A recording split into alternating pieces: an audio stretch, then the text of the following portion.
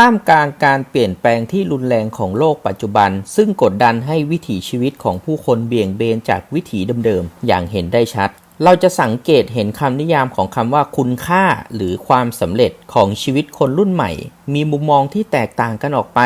หลายคนให้คุณค่ากับวัตถุนิยมและดิ้นรนให้ได้มาจนลืมคุณค่าที่แท้จริงและอีกหลายๆคนก็ให้คุณค่ากับความสบายไม่ต้องดิ้นรนจนเป็นการยอมรับความพ่ายแพ้โดยไม่รู้ตัวโชคดีที่สังคมเรายังมีอีกหนึ่งกลุ่มคนที่เป็นกลุ่มคนรุ่นใหม่ที่ยังต่อสู้ในวิถีการสร้างความสำเร็จในชีวิตบนพื้นฐานของคุณค่าที่แท้จริงที่จะโลงสิ่งดีงามให้สังคมแน่นอนมันเป็นวิถีที่ต้องแลกด้วยความมุ่งมั่นและความพยายามมากกว่าคนอื่นจนเป็นนิสัยของคนสำเร็จแต่มันก็ให้รางวัลชีวิตเหนือสิ่งอื่นใดคือ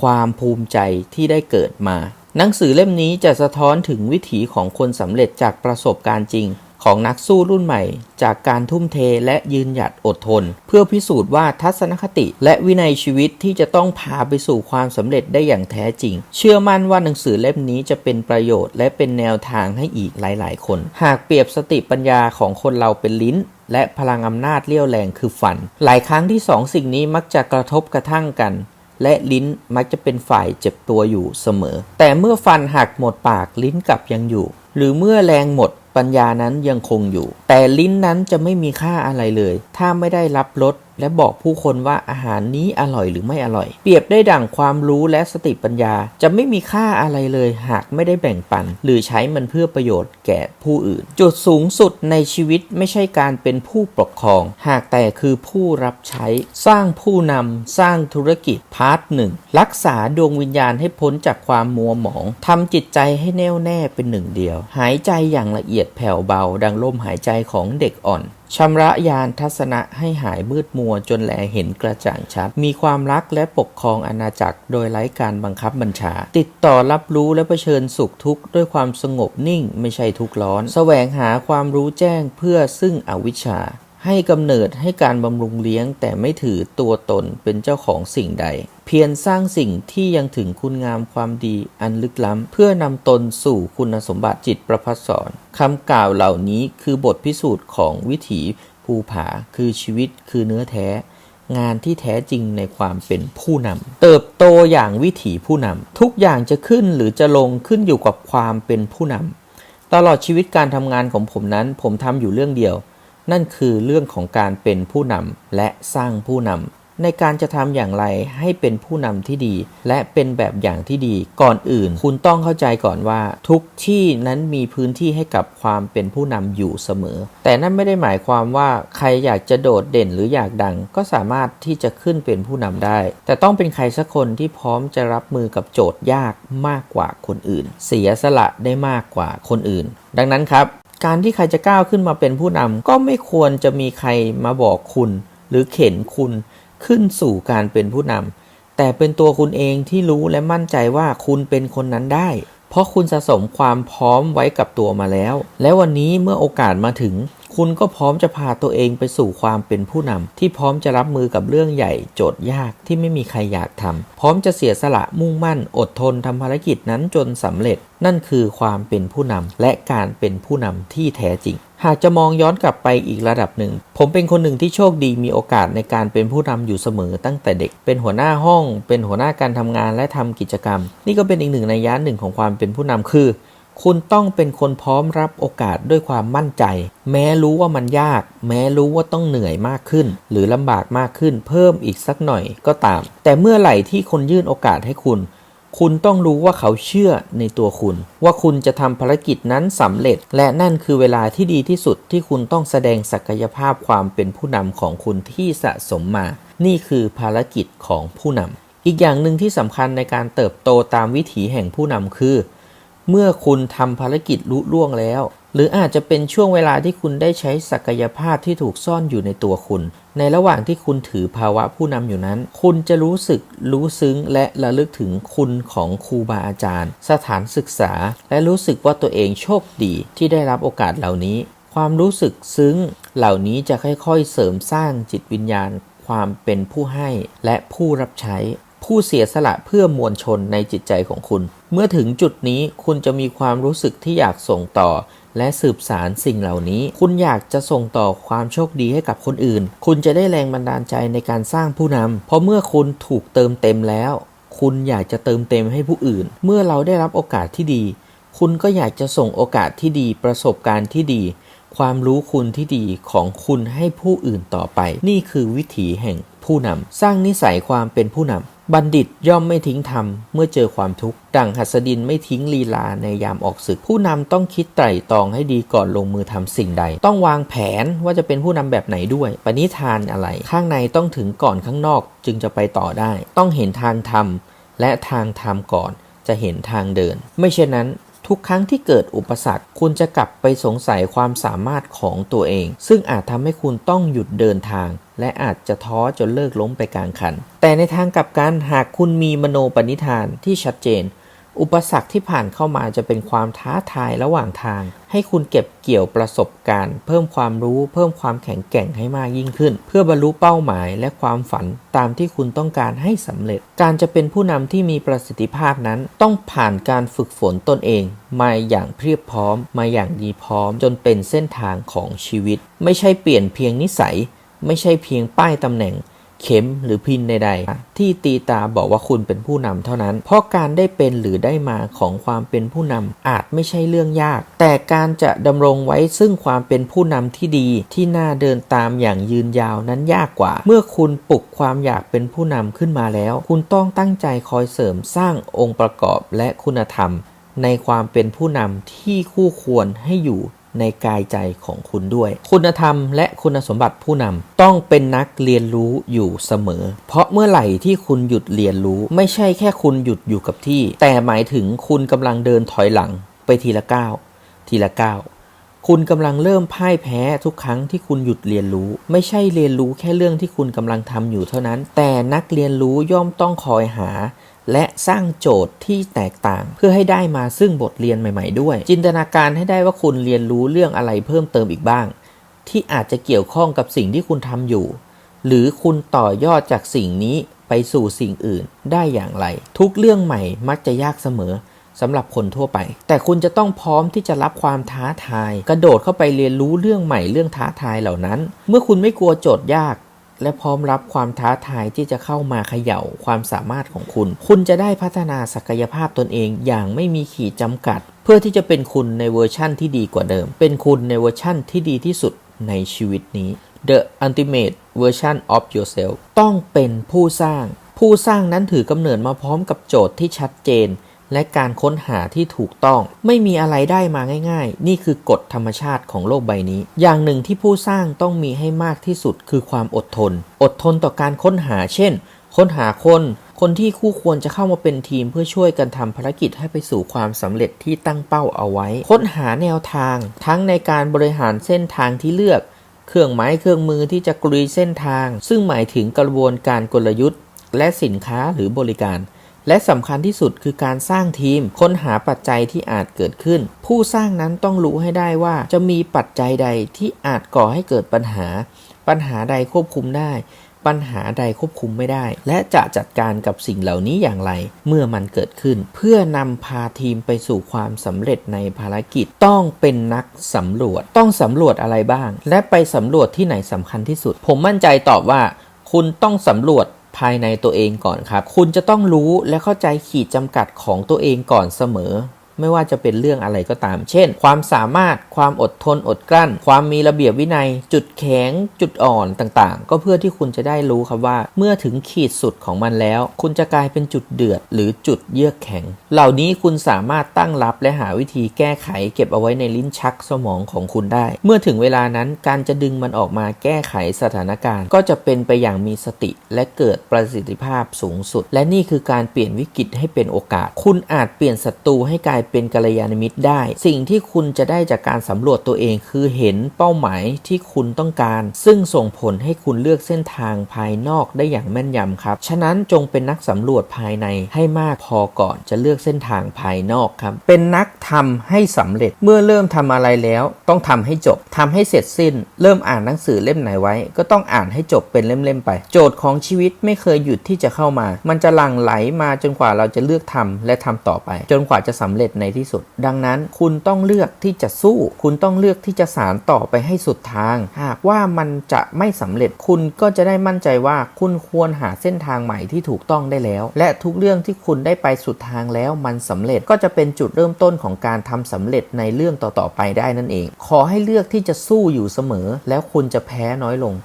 งเรื่อยๆโดยปริยายเป็นคนไม่หวั่นไหวง่ายต้องระลึกไว้เสมอว่าทุกการเดินทางสู่เป้าหมายนั้นไม่เคยโรยไปด้วยกลีบกุหลาบที่สีสวยแต่รวมถึงกิ่งก้านที่มีหนามและแหลมมาด้วยมากมายกับโจทย์ความท้าทายที่คุณต้องผลักดันตัวเองให้ก้าวผ่านทุกสิ่งที่กำลังเดินหน้าเข้ามาหาคุณไม่ว่าจะดีหรือร้ายคุณต้องไม่หวั่นไหวไปกับสิ่งใดง่ายเกินไปชื่อเสียงเงินทองล้วนเป็นมายาหลอกให้เราหลงเดินออกนอกเส้นทางความผิดพลาดปัญหาหลากหลายความยากลำบากที่คอยบั่นทอนศักยภาพของคุณให้หยุดก้าวต่อไปจากความสงสัยในความสามารถของตัวเองเราต้องยึดมั่นและเคารพการตัดสินใจของตัวเองที่เลือกมาอย่างดีแล้วไม่ดูถูกตัวเองมีความอดทนและสำคัญที่สุดคือมีความเข้มแข็งทางอารมณ์ครับในการที่คุณจะนำคนหมู่มากได้ไม่ใช่เพียงแค่ความฉลาดรอบรู้อยู่คนเดียวเพราะคุณสามารถมีกุญซือซ้ายกุญซือขวาเคียงข้างกับคุณได้ครับที่สำคัญที่สุดที่คุณต้องไม่มองข้ามและต้องฝึกฝนให้เทียบเท่าหรือมากกว่านั้นคือการฝึกความเข้มแข็ง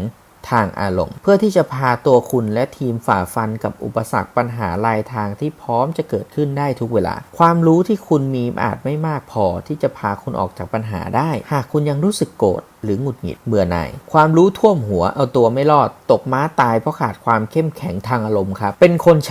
ลาดในที่นี้ผมหมายถึงต้องวางใจให้ถูกที่ใช้ปัญญาให้ถูกจุดความสำคัญจึงอยู่ที่การมีจิตใจตั้งมั่นในกระบวนการไม่ใช่จดจ่อแต่ผลลัพธ์นั่นคือการสร้างวินัยที่ดีให้กับตัวเองครับตัวอย่างเช่นคุณอยากมีซิกแพคกระบวนการคือบอกลาการผัดวันประกันพรุ่งออกกำลังกายทุกวันครับเพราะฉะนั้นแล้วคุณไม่ต้องกังวลเลยว่าจะได้ผลลัพธ์ที่เป็นซิกแพคหรือไม่แต่ซิกแพคนั้นจะอยู่กับคุณตลอดไปเพราะคุณได้สร้างนิสัยการออกกำลังกายอย่างสม่ำเสมอให้กับตัวเองเป็นที่เรียบร้อยแล้วคุณสร้างนิสัยที่ดีติดตัวไปจนตายไปแล้วนั่นคือคุณได้สร้างนิสัยไม่เลิกล้มและไม่ถอดใจง่ายๆส่วนคนที่มุ่งแต่ผลลัพธ์จะมี2แบบที่1คือ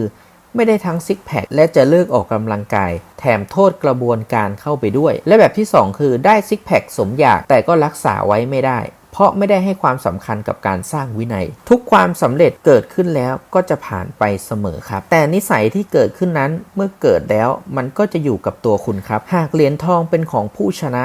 รสชาติของชัยชนะจะเป็นของคนที่ชนะใจตัวเองได้ครับเป็นคนคิดบวกถ้าถามว่าจาก1 ถึง 10คุณคิดว่าคุณเป็นคนฉลาดเบอร์ไหนครับคุณอาจจะตอบได้โดยไม่ลังเลและเข้าใจไปว่าคะแนนที่คุณได้ต้องมาจากจำนวนใบปริญญาที่คุณมีหรือชื่อเสียงของมหาวิทยาลัยที่คุณเรียนหากเป็นเช่นนั้นผมจะตอบว่าไม่ใช่ครับความฉลาดที่แท้จริงคือการมีทัศนคติบวกให้เป็นเพราะเมื่อวันที่ต้องเผชิญหน้ากับอุปสรรคใดๆปริญญา5 ใบจากมหาวิทยาลัยชื่อดังก็ไม่สามารถช่วยให้คุณก้าวข้ามอุปสรรคนั้นได้หากคุณคิดบวกไม่เป็นการคิดบวกนั้นวัดกันอย่างไรเบอร์ไหนถึงจะเรียกคิดบวกคิดบวกคือการคิดตามความจริงและคิดต่อไปให้ได้คิดให้เจริญก้าวหน้าต่อไปให้ได้แม้มรสุมอุปสรรคปัญหายังรุมเร้าคนที่คิดบวกจะไม่โทษปัญหาที่เกิดขึ้นหมกมุ่นค่ำควรว่าเป็นความโชคร้ายในขณะที่คนคิดบวกนั้นเขาเดินต่อครับลุยต่อท่ามกลางปัญหาถือคติที่ว่าปัญหามาปัญญาเกิดเสมอไม่อิดออดแม้ต้องทำงานหนักเพิ่มมากขึ้นเพราะการทำงานหนักเป็นส่วนหนึ่งที่จะทำให้เกิดการเคารพตนเองแล้วคุณจะไม่รอคอยเสียงปรบมือจากใครอีกเลยเพราะคุณได้ปรบมือให้ตัวเองไปเรียบร้อยแล้วทุกงานหนักหรือการทำมากกว่าคนอื่นเกิดประโยชน์กับตัวเองทั้งนั้นครับคนที่คิดบวกไม่เป็นก็จะได้แค่ความเหนื่อยล้าและล้มเลิกไปครับมีความรู้สึกขอบคุณคุณต้องเป็นที่รู้จักและรู้สึกขอบคุณทุกอย่างที่คุณมีเห็นคุณค่าของทุกสิ่งที่คุณได้รับแล้วทุกวันจะมีความหมายคนเรามักเข้าใจผิดคิดว่าตัวเราเองนั้นยิ่งใหญ่แท้จริงนั้นไม่ใช่เลยตัวเราเล็กมากแต่สิ่งที่คุณได้ทุ่มเททำลงไปผลงานที่คุณสร้างจนประสบความสำเร็จต่างหากคือคุณค่าที่แท้จริงความยิ่งใหญ่ที่แท้จริงยิ่งไปกว่านั้นเรามักคิดว่าชีวิตตนนี้เป็นของเราความจริงคือชีวิตเป็นของที่ยืมมาเราอยู่บนโลกนี้ได้ไม่นานหรอกครับชีวิตของคนเรานั้นรวดเร็วดั่งการผิวไหวของเปลวเทียนเมื่อถึงวาระก็ต้องจากไป และชื่อของคุณก็จะหายไปด้วยตามกาลเวลาฉะนั้นคุณจงเลือกดูแลชีวิตคุณให้ดีและทำให้เกิดความหมายเกิดคุณค่าและเกิดประโยชน์ให้ได้มากที่สุดทั้งต่อตัวเองและคนรอบข้างรวมถึงสังคมที่ใหญ่กว่าตัวคุณด้วยอับราฮัมลินคอล์นจอห์นเอฟเคนเนดีเนลสันแมนเดลามหาคันธีแม้จะจากโลกนี้ไปแล้วแต่ชื่อของเขายังคงอยู่ก็เพราะสิ่งที่เขาทุ่มเททำเพื่อโลกใบนี้ต่างหากที่ยังคงดังก้องไปทั่วโลกเหนือการเวลาทำให้ชีวิตเกิดคุณค่าแก่โลกใบนี้ครับสร้างสิ่งที่มีคุณค่าเหนือการเวลานี่คือการเห็นคุณค่าของโอกาสในการมีชีวิตและเห็นคุณค่าชีวิตและสิ่งต่างๆรวมตัวฮีโร่นั้นเกิดมาเพื่อชนะแล้วก็จากไปแต่วีรบุรุษวีรสตรีที่แท้เกิดมาเพื่อสร้างเพื่อให้และกลายเป็นตำนานครับจงเป็นผู้ให้เพราะผู้นำที่แท้จริงนั้นคือผู้ให้เพราะผู้นำคือนักสร้างสิ่งมหัศจรรย์ผู้นำที่ประสบความสำเร็จที่ยิ่งใหญ่นั้นไม่ยึดหรือถือครองคุณประโยชน์ใดเอาไว้กับตัวแต่พร้อมที่จะแบ่งปันและให้ไปยินดีที่จะส่งต่อความสำเร็จให้ผู้อื่นเสมอเพราะนิยามความสำเร็จไม่ใช่การไล่ล่าแต่คือการร่วมสร้างไปพร้อมกับทีมเพื่อให้เกิดประโยชน์สูงสุดยิ่งให้มากเท่าไหร่ยิ่งได้รับมากกว่าเท่าทวีคูณนี่เป็นกฎที่พิสูจน์ได้มานับไม่ถ้วนเพียงแค่คุณคิดว่าจะให้เท่านั้นคุณก็ได้รับคืนแล้วทันทีนั่นคือความปิติภายในใจของคุณจึงไม่มีพลังใดที่ยิ่งใหญ่และสะท้อนกลับได้รุนแรง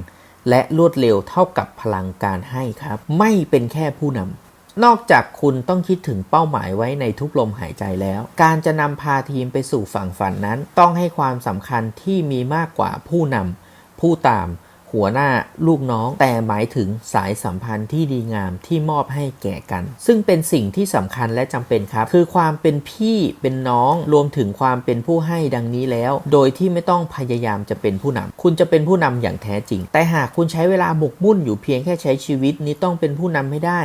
คุณจะไม่ได้เป็นอะไรเลยมุมมองความสำเร็จมุมมองของการประสบความสำเร็จนั้นเป็นคุณสมบัติสำคัญที่สุดข้อหนึ่งสำหรับการจะเป็นผู้นำมุมมองในเรื่องต่างๆไม่เพียงรอบด้านแต่ต้องมีความคิดที่ลึกล้ำและครอบคลุมทุกมิติคุณต้องฝึกที่จะทำและคิดโจทย์ที่แตกต่างให้ได้มากกว่าคนอื่นมีความพร้อมกว่าคนอื่นเพราะเมื่อถึงเวลาที่โอกาสจะมาหยุดอยู่ตรงหน้าแล้วคุณก็จะคว้ามันเอาไว้อย่างไม่พลาดและมีความมั่นใจว่าคุณทำได้ความยากและความง่ายเป็นที่ทราบโดยทั่วกันคำว่าความสำเร็จแท้จริงแล้วไม่ง่ายไม่เคยง่ายเลยเพราะไม่อย่างนั้นทุกคนก็คงประสบความสำเร็จกันไปแล้วทั้งหมดคำว่ายากง่ายของแต่ละคนนั้นก็แตกต่างกันค่อนข้างมากทีเดียวและโดยส่วนใหญ่มักจะเกิดขึ้นจากความรู้สึกส่วนตัวง่ายของคนที่มุ่งหน้าไปในทิศที่ประสบความสำเร็จอาจจะหมายถึงยากของคนที่ยังไม่ตั้งเป้าหมายหรือยังไม่เคยลองพยายามทำอย่างเต็มที่สักครั้งฉะนั้นคนที่เปลี่ยนมุมมองคำว่ายากให้เป็นง่ายย่อมไปต่อได้รวดเร็วคนที่ถือครองความง่ายที่คนทั่วไปเรียนแบบได้ยากเขาจึงประสบความสำเร็จได้มากกว่าคนทั่วไปให้ระลึกไว้เสมอไว้ครับว่าทุกครั้งที่คุณเริ่มมีความรู้สึกว่าสิ่งใดนั้นยากนั่นก็เป็นจุดเริ่มต้นให้คุณเห็นเป้าหมายได้แล้วครับเพราะถ้าคุณยิ่งเห็นความยากนั้นเป็นความยากที่คนส่วนใหญ่ทำไม่ได้แต่หากทำได้จะตอบโจทย์ผู้คนจำนวนมากนั่นหมายถึงคุณพบเป้าหมายที่น่าจะคุ้มความเสี่ยงในการทุ่มเทความพยายามที่จะเปลี่ยนเรื่องยากนั้นให้เป็นเรื่องง่ายแล้วครับเพราะเป้าหมายที่ยากเหล่านั้นส่วนใหญ่ใช้เวลานานกว่าจะสำเร็จและต้องแลกมากับแรงกายแรงใจมหาศาลคนทั่วไปจึงไม่เลือกหรือคนทั่วไป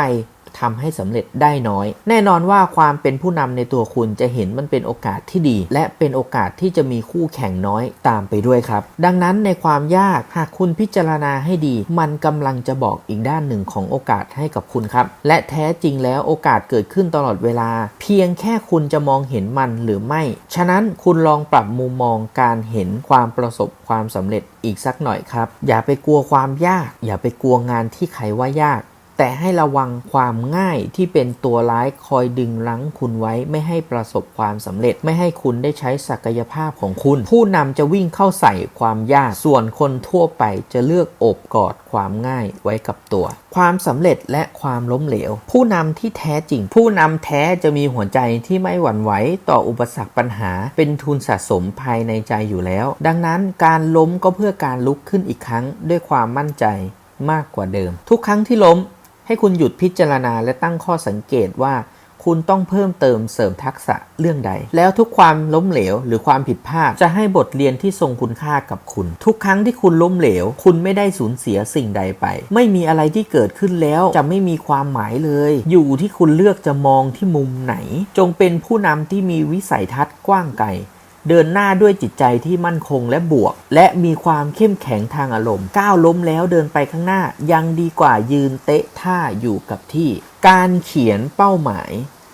วิธีเอาชนะความกลัวอย่างหนึ่งคือการจดจ่อกับเป้าหมายความกลัวจะครอบงำคุณก็ต่อเมื่อคุณละสายตาจากเป้าหมาย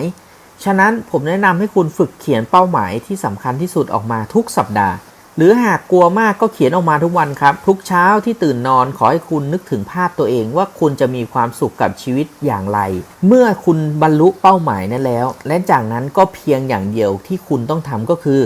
ทำตามสัญญาที่ให้ไว้กับตัวเองครับคุณจะสัมผัสถึงการเป็นอิสระจากความกลัวตราบเท่าที่คุณยังเห็นเป้าหมายของคุณชัดเจนการใช้เวลา 2-3 นาทีในปัจจุบันขณะไปกับการฝึกเห็นฝันความสำเร็จของคุณมันคุ้มค่ามากกว่าการเสียเวลาไปกับความกลัวจากอนาคตที่ความคิดของคุณปรุงมันขึ้นมาครับแม้ว่าความกลัวจะยังคงกลับมาในความคิดอยู่เสมอแต่คุณก็จะเผชิญหน้ากับมันได้อย่างสบายมากขึ้นเรื่อยๆเช่นกันเพราะคุณสามารถเลือกใช้ความกลัวเป็นระฆังสัญญาณว่าถึงเวลาแล้วที่คุณต้องคิดถึงเป้าหมายของคุณแล้วนี่คือข้อดีจากการเปลี่ยนวิกฤตให้เป็นโอกาสอย่างหนึ่งต่อเมื่อคุณรู้แน่ชัดว่าเป้าหมายของคุณคือสิ่งใดความกลัวก็จะไม่ใช่ปัญหาของคุณอีกต่อไป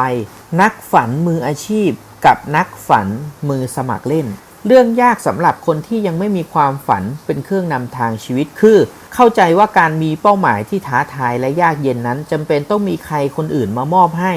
เพราะนักฝันตัวจริงเท่านั้นที่จะเป็นคนกำหนดโจทย์ยากและสร้างสรรค์ความท้าทายให้กับตัวเองภารกิจที่ไม่น่าจะเป็นไปได้นี่แหละครับจะทำให้หัวใจของนักฝันขยายใหญ่ขึ้นกระทั่งสามารถทำอะไรได้เกินความสามารถของมนุษย์มนาทั่วไป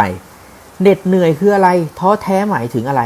ไม่มีอยู่ในสารระบบครับมีแต่การเดินลุยต่อไปข้างหน้าอย่างมีจุดหมายลองนึกถึงเมสซี่โรนัลโดพี่ตูนบอดี้สแลมลิซ่าแบล็คพิงค์เหล่านี้คือนักฝันมืออาชีพครับภาพในหัวของคนเราใหญ่ไม่เท่ากันภาพความคิดของคนเรานั้นชัดไม่เท่ากันและจะยิ่งชัดเมื่อคุณเขียนมันออกมาครับพูดมันออกมาคนที่กล้าฝันใหญ่ก็จะมักมีพลังมหาศาลคนที่มีพลังมหาศาลจะกล้าฝันใหญ่ไม่สำคัญว่าสิ่งใดจะมาก่อนแต่ผมเชื่อเหลือเกินว่าคนที่มีทั้งสองสิ่งนี้ในตัว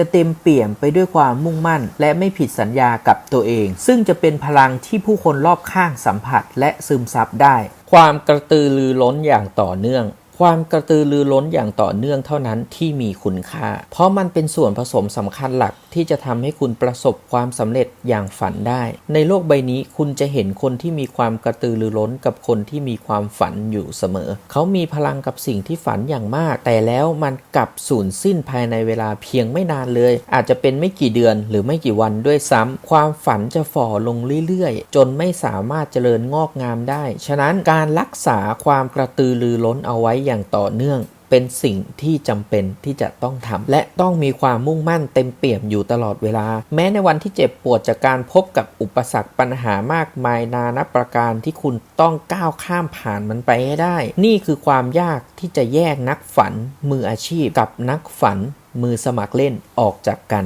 ผู้นำที่มีความกระตือรือร้นกับความฝันเสมอจะเห็นอุปสรรคปัญหาเป็นการท้าทายความสามารถและเห็นมันเป็นเรื่องเล็กเหมือนเม็ดทรายจะยิ่งดูเล็กลงไปอีกหากภาพเป้าหมายในหัวยังคงชัดเจนแจ่มชัดนี่คือพลังใจที่จะทำให้เขามีกำลังที่จะเดินต่อไปให้ปีกมีแรงที่จะโบยบินต่อไปเพื่อที่จะเปลี่ยนแปลงชีวิตที่ธรรมดาให้เป็นชีวิตในฝัน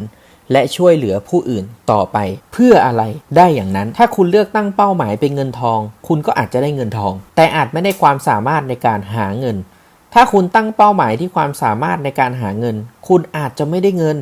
แต่อาจจะมีความสุขจากการที่ว่าเรามีความสามารถในการหาเงินฉะนั้นคุณต้องตั้งเป้าหมายให้เป็นและถูกต้องมิฉะนั้นคุณจะเป็นเหมือนคนอื่นคุณจะทำเหมือนคนอื่นแต่เรียนรู้จากการลงมือทำได้น้อยกว่าคนอื่นบางคนทำงานเพื่อเงินบางคนทำงานเพื่อพัฒนาตัวเองบางคนออกกำลังกายเพื่อสุขภาพบางคนออกกำลังกายเพื่อฝึกวินัยเอาชนะใจตนเองบางคนใช้เงินด้วยความรู้สึกที่ได้ตอบสนองความต้องการของตัวเอง ในขณะที่บางคนใช้เงินด้วยความรู้สึกขอบคุณและให้กำลังใจแก่ผู้รับเงินจากเราคุณตั้งเป้าหมายแบบไหนคุณจะได้เรียนรู้แบบนั้นคุณก่อให้เกิดเหตุปัจจัยในการเป็นผู้นำเช่นไรคุณก็ได้รับผลเช่นนั้นถ้าหากคุณตั้งเป้าหมายที่ความสามารถในการพัฒนาคนพัฒนาทีมช่วยเหลือผู้อื่นให้ประสบความสำเร็จคุณจะได้เงินได้ความสุขในการพัฒนาคนที่มาจากการที่คุณพัฒนาตนเองฉะนั้นพึงรักษาคำว่าเป็นผู้นำที่ดีผู้นำที่ดีขึ้นให้ต่อเนื่องแม้เพียงเล็กน้อยก็ตามเพราะคำว่าดีที่สุดไม่อาจมีอยู่จริงโดยเฉพาะเมื่อเวลาผ่านไปคำว่าดีขึ้นอย่างต่อเนื่องคือคุณค่าที่แท้จริงที่ได้ระหว่างทางเดินสู่เป้าหมายเมื่อคุณมีเป้าหมายที่ชัดเจนนั่นหมายถึงการดูแลตัวเองในทุกด้านไม่เฉพาะด้านการงานแต่เป็นเรื่องการรับประทานการนอนการปรับปรุงนิสัยและวินัยประจำวันต่างๆดีขึ้นในทุกด้านอย่างต่อเนื่องจนถึงเป้าหมายของปลายทางเมื่อวันที่คุณถึงเป้าหมายในการนำทีมไปสู่ความสำเร็จแล้วคุณจะเข้าใจได้ว่าสิ่งที่คุณได้รับมานั้นมีค่ากว่าเป้าหมายนั่นคือความสามารถในการเปลี่ยนนิสัยตัวเองได้ความมีวินัยได้ความอดทนได้ความพยายามเหนือความคาดหมายยิ่งเป้าหมายของคุณต้องใช้ความต่อเนื่องยาวนานมากเท่าไหร่คุณก็ได้สิ่งที่มีค่ามากกว่าเป้าหมายไปเยอะเท่านั้นและไม่ใช่เฉพาะกับตัวคุณเองทีมของคุณก็ได้รับคุณค่าเหล่านี้ด้วยเช่นกันด้วยสิ่งเหล่านี้แหละครับจะนำพาคุณไปสู่ทุกเป้าหมายที่คู่ควรและเป้าหมายใดต่อจากนี้ก็ไม่ใช่เรื่องยากอีกต่อไปจะกี่ทีมที่คุณต้องสร้างก็จะไม่ยากอีกต่อไปขอเพียงไม่ติดกับดักคำว่าดีที่สุดแต่ให้มุ่งมั่นกับคำว่าดีขึ้นทุกๆวันดีขึ้นเรื่อยๆคุณก็จะไม่หยุดพัฒนาตัวคุณแล้วครับอย่าเสียเวลาเปรียบเทียบตัวคุณกับใครแต่คุณดีขึ้นกว่าตัวเองเมื่อวานแบบต่อเนื่องแม้เพียงเล็กน้อยก็เพียงพอแล้วครับเพราะชีวิตที่ดีคือชีวิตที่เราจดจ่อทุ่มเทและอยากพัฒนาให้มันดีขึ้นเรื่อยๆในวันนี้และนี่จะฝึกนิสัยให้เราอยู่กับปัจจุบันเสมอครับเหตุผลที่ไม่ยอมแพ้กุญแจของความสำเร็จคือทักษะการพัฒนาหัวใจซึ่งหมายถึงการสร้างสรรค์ตัวตนทักษะในการใช้ชีวิตความทุ่มเททั้งหมดในการทำงานความมุ่งมั่นขยันอดทนกัดไม่ปล่อยสู้ไม่ถอยมีวินัยและอดใจเป็นสิ่งเหล่านี้สำคัญกว่าความรู้เชิงวิชาการและวิชาที่ทุกคนก็มีคล้ายกันในฐานะผู้นำคุณต้องมีสิ่งเหล่านี้ติดตัวให้มากที่สุดเพื่อสอนผู้คนที่กำลังจะเป็นผู้นำคนต่อไปไม่เพียงแต่สอนหลักการแต่ต้องเป็นแบบอย่างและปลูกเมล็ดพันธุ์นี้ลงในตัวผู้นำทั้งหลายด้วยรวมถึงทั้งทีมที่คุณสร้างขึ้นมาที่สำคัญคือสิ่งเหล่านี้ไม่มีสอนในโรงเรียนและมหาวิทยาลัยคุณจึงต้องรู้จักขวนขวายหาสังคมที่มีผู้คนแบบนี้ให้มาอยู่รอบตัวคุณความสำเร็จนั้นไม่ได้ขึ้นอยู่กับการกระทำสิ่งใหญ่โตชั่วครั้งชั่วคราวหากขึ้นอยู่กับการกระทำเล็กๆให้สำเร็จอยู่เสมอตั้งหากนี่คือการเริ่มต้นของการเดินทางไปให้ถึงเป้าหมายไม่เฉพาะวันที่อากาศและอารมณ์เป็นใจแต่หมายถึงในทุกวันหรือทุกครั้งที่คุณเห็นโอกาสแม้ว่าอากาศหรืออารมณ์จะไม่มีก็ตามด้วยสิ่งเหล่านี้เองทำให้คุณแตกต่างและจะเป็นคนที่ประสบความสำเร็จแน่นอนเพราะการลงมือทำในวันที่ไม่อยากทำที่สุดคือการสร้างเหตุผลที่ดีที่สุดของการไม่ยอมแพ้อะไรง่ายๆคือกุญแจความสำเร็จในการพัฒนาหัวจิตหัวใจความทรมานที่เลือกเองนับเป็นความเบิกบานอย่างหนึ่งครับความสำเร็จไม่ได้รออยู่ที่เส้นชัยเท่านั้นวันที่คุณเริ่มลงมือทำวันที่คุณเริ่มก้าวเดินออกจากจุดเริ่มต้นคุณจะเข้าใจความหมายว่าความสำเร็จไม่ได้รออยู่ที่เส้นชัยเท่านั้นเพราะมันเกิดขึ้นระหว่างทางตลอดมีเหรียญรางวัลมากมายที่คุณมองไม่เห็นรอคุณอยู่หากคุณไม่ยืนอยู่กับที่เหรียญรางวัลแห่งการชนะความกลัวเหรียญรางวัลแห่งการชนะการพูดไม่เก่งเหรียญรางวัลแห่งการชนะการก้าวข้ามตัวเองเหรียญรางวัลต่างๆที่คุณจะได้รู้ว่ามันมีอยู่จริงในทุกย่างก้าวที่คุณเดินออกไปสู่ความสำเร็จท้ายที่สุดแล้วมนุษย์ไม่ได้ต้องการเอาชนะใครคนอื่นนอกจากเอาชนะตัวเองที่อ่อนแอและมีจุดบกพร่องผมเคยเชื่อว่าการเอาชนะตนเองนั้นเปลี่ยนเพียงทัศนคติแต่มาถึงวันนี้ผมเชื่อว่าลำพังแค่ปรับทัศนคติปรับความคิดยังไม่มากพอที่จะพลิกชีวิตได้คุณต้องพัฒนาร่างกายด้วยต้องลงมือทำและพัฒนาทั้งระบบครับสภาพร่างกายและจิตใจต้องพร้อมรบไปกับความคิดด้วยความคิดที่ดีอยู่ในสภาพแวดล้อมที่เอื้ออำนวยจิตใจที่แข็งแรงต้องอยู่ในร่างกายที่แข็งแกร่งครับเพื่อจะก้าวข้ามผ่านทุกความท้าทายระหว่างทางสู่เส้นชัยและเป้าหมายของคุณห้ามยอมแพ้คือการลงทุนการเติบโตไม่ว่าจะเกิดอะไรขึ้นในงานในธุรกิจในความรับผิดชอบติดป้ายห้ามยอมแพ้ไว้ในใจครับ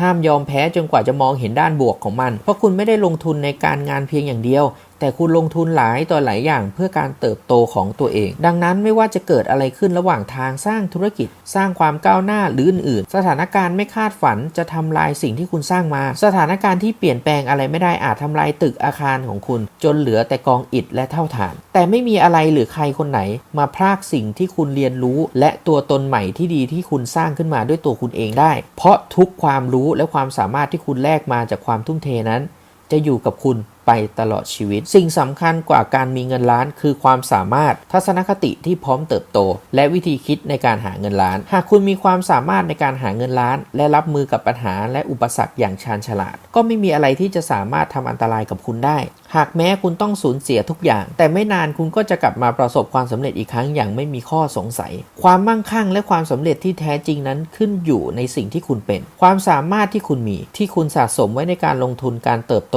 จากการไม่ยอมแพ้หาใช่เงินทองตำแหน่งชื่อเสียงหรือสิ่งของวัตถุภายนอกที่คุณมีไว้ครอบครอง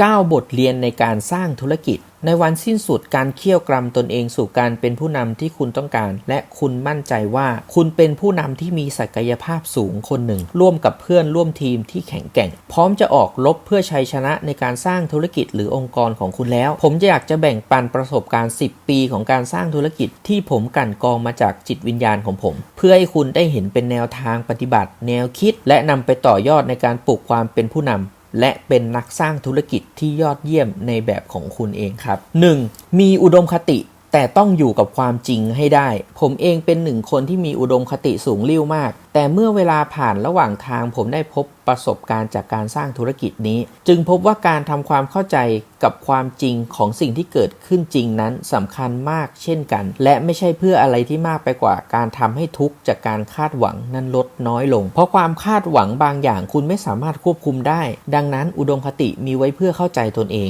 เข้าใจเป้าหมายของตนเองเป็นการเฉพาะเป็นหลักยึดของตนเองเพื่อไม่ให้เดินออกนอกเส้นทางเป้าหมายแต่ความเป็นจริงที่เกิดขึ้นตรงหน้าและเฉพาะหน้ามีไว้เพื่อให้เข้าใจความหมายความเป็นไปของโลกและผู้อื่นรอบตัวที่มีความเปลี่ยนแปลงอยู่เสมอที่ภาพของอุดมคติของคุณต้องชัดแต่ภาพของโลกที่ประกอบไปด้วยมนุษย์เพื่อนร่วมโลกมากมายที่ล้วนแตกต่างกันย่อมต้องชัดเสมอกันเรียนรู้ที่จะมีความหวังแต่ต้องไม่ใช้ชีวิตอยู่บนความคาดหวัง 2. ความสมบูรณ์แบบ vs ความเป็นมนุษย์หากคุณต้องเลือกความสมบูรณ์แบบของธุรกิจกับความเป็นมนุษย์ขอให้เลือกความเป็นมนุษย์ครับเพราะมนุษย์ทุกคนย่อมมีความผิดพลาดกันได้แต่ผิดพลาดแล้วจะทำอย่างไรกับความผิดหวังที่ติดตามมาเป็นเงาคุณต้องแยก2 สิ่งนี้ออกจากกันคุณต้องทำความเข้าใจให้ได้ว่ามันไม่เกี่ยวข้องกันความผิดหวังมากหรือน้อยขึ้นอยู่กับมาตรฐานความคาดหวังของตัวคุณเองไม่ได้ขึ้นอยู่กับปริมาณปัญหาที่เกิดขึ้นและขอให้คุณตระหนักความจริงข้อหนึ่งว่าไม่มีสิ่งใดที่แก้ไม่ได้ไม่มีปัญหาใดที่อยู่กับคุณไปตลอดกาลหากคุณไม่ต้องการให้มันอยู่หากคุณปรับมุมมองและวางใจให้ถูกที่คุณจะบาลานซ์ทั้ง2 สิ่งนี้ได้ดีข้อ 3. ให้เลือกเสี่ยงทำหากคุณต้องเสี่ยงหรือมีโอกาสที่จะต้องเสี่ยงให้เลือกเสี่ยงที่จะลงมือทำเสมอครับแม้อาจจะต้องเสียใจหรือไม่เป็นอย่างที่คิดก็ตามเพราะมันจะดีกว่าเลือกไม่เสี่ยงเลือกไม่ทำแล้วมีอาการค้างคาใจคุณต้องรู้ให้แน่ครับว่าคุณทำดีที่สุดแล้วแม้ล้มเหลวดีกว่าไม่ทำแล้วมานั่งคิดไม่ตกว่าคุณทำได้หรือไม่ได้สำเร็จหรือไม่สำเร็จคุณจะกังขาทุกครั้งที่หวนนึกถึงสิ่งนั้นสิ่งที่คุณเลือกไม่ทำข้อ 4. หากสับสนให้คุยกับทีมคงจะมีหลายต่อหลายครั้งที่คุณเกิดความสับสนในใจกับสิ่งที่คุณทุ่มเททำอยู่ณขณะใดขณะหนึ่งอาจจะเกิดจากความอ่อนล้าความอดทนอดกลั้นจนเจียนจะสิ้นสุดเพราะต้องเจอกับอุปสรรคและปัญหามากมายแล้วเกิดคำถามว่าทำไปทำไมขอให้คุณหยุดนิ่งหายใจลึกๆแล้วพูดกับคนในทีมที่มีเป้าหมายเดียวกันหรือมาสเตอร์มายด์ของคุณอย่าจมอยู่กับความคิดของตนเองเพราะณวินาทีนั้นคุณไม่สามารถจะไว้ใจและเชื่อใจความคิดของคุณได้ครับเพราะมันจะหลงลืมปณิธานกระบวนการทั้งหลายเนื่องจากอารมณ์ครอบงำไปเรียบร้อยแล้วหากคุณเหนื่อยคุณสามารถหยุดพักได้หากคุณท้อคุณสามารถเบรกและออกไปทำในสิ่งที่คุณชอบเพื่อผ่อนคลายสักพักได้หากคุณสับสนว้าวุ่นคุณต้องคุยกับคนอื่นที่จะช่วยให้คุณคลายความกังวลและสามารถทำให้คุณเห็นมุมมองอื่นของปัญหาได้ท้อได้แต่ต้องไม่ถอยล้มได้แต่ต้องล้มไปข้างหน้าครับท้อเทียมได้แต่ห้ามท้อแท้ครับข้อ 5. สำเร็จโดยไม่ต้องควบคุม ท้ายที่สุดความสำเร็จที่คุณต้องการและอิสระที่แท้จริงคือการที่คุณไม่ต้องเข้าไปควบคุมสิ่งใดเลยเมื่อคุณปักหมุดและเซตเข็มทิศกำหนดกระบวนการเพื่อไปสู่เป้าหมายความสำเร็จแล้วหน้าที่ของคุณคือเดินตามเข็มและรับใช้กระบวนการนั้นอย่างมีความศรัทธาคุณจะเบาใจสบายตัวคุณจะไม่พยายามควบคุมสิ่งใดเพราะคุณเข้าใจทุกสิ่งนั้นล้วนแล้วแต่อิทัปปัจจยตาคือความเกี่ยวเนื่องกันของเหตุและผลเพราะความเกิดแห่งสิ่งนี้จึงเกิดแต่เมื่อสิ่งนี้ไม่มีสิ่งนี้ก็ย่อมไม่มีเมื่อคุณสร้างเหตุดีย่อมผลดีเองความสำเร็จที่แท้จริงคือการไม่ต้องควบคุมสิ่งใดความสุขที่แท้จริงคือการไม่ต้องครอบครองสิ่งใดข้อ 6ได้ดั่งใจหรือไม่ได้ดั่งใจใจของคุณต้องเปิดรับทั้งยามไม่ได้ดั่งใจและยามที่ได้ดั่งใจอย่าเข้าหาธรรมเฉพาะตอนเกิดทุกข์แต่หากยิ่งเป็นสุขมากเท่าไหร่ยิ่งต้องศึกษาธรรมให้มากขึ้นเท่านั้นอย่าเดินเข้าหาครูบาอาจารย์เฉพาะตอนที่สอบตกแต่หากยิ่งสำเร็จได้เกรดดียิ่งต้องเรียนมากขึ้นและเข้าหาครูให้มากขึ้นอย่าไปหาหมอเฉพาะตอนเจ็บไข้ได้ป่วยแต่ให้เลือกทานอาหารที่ดีต่อสุขภาพให้เป็นนิสัยยิ่งได้ดั่งใจมากก็ต้องเตรียมใจรับมือความไม่ได้ดั่งใจไว้ด้วยนี่คือวิธีรักษาและป้องกันให้จิตใจมีความผ่องใสในการทำงานตลอดเวลาข้อ 7 เสือชีต้า vs สุนัขเกรย์ฮาวด์จงไม่หวั่นไหวกับกระแสใดทั้งดีและไม่ดีเพราะคุณรู้คุณเข้าใจคุณยืนหยัดว่าคุณทำอะไร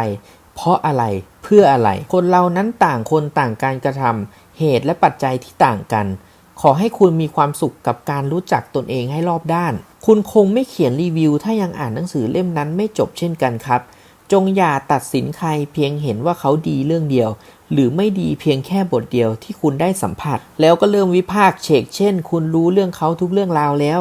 จะเป็นคุณนั่นแหละที่ตื้นเขินเห่าเองทุกไปเองเยี่ยงสุนัขเกรย์ฮาวด์แล้วชีต้าก็ออกวิ่งไปสู่เส้นชัยตามความเป็นเสือชีต้าดังนั้นการฝึกนิสัยของคุณให้แข็งแกร่งจนคุณสามารถที่จะเคารพและชื่นชมตนเองได้อย่างสนิทใจเป็นเรื่องสำคัญนอกจากคุณจะไม่ใส่ใจเสียงเห่าของใครหรือจะถูกว่าอย่างไรที่นับไม่ได้ว่าเป็นการติเพื่อก่อก็ไม่อาจกระทบใจของคุณได้เมื่อนั้นแล้วคุณจะเป็นเสือชีต้าที่เลือกแข่งเฉพาะกับตนเองเท่านั้น8จบที่ไหนสำคัญที่สุด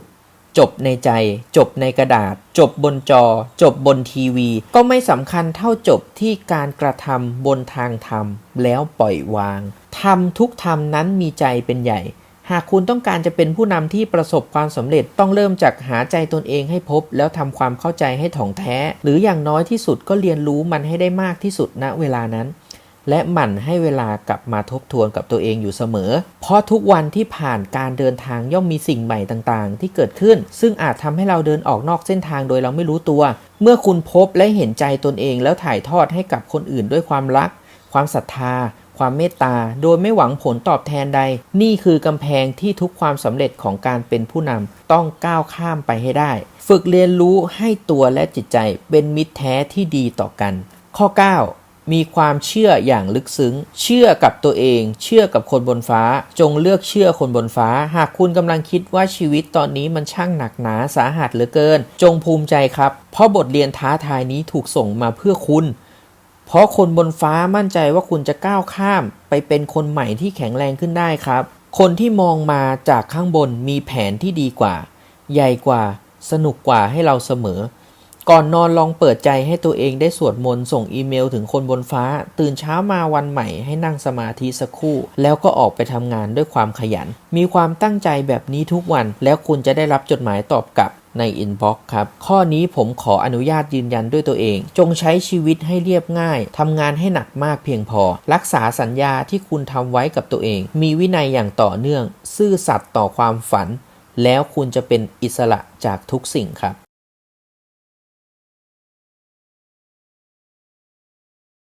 Who First Everything Else Second นะครับเริ่มที่คนและใคร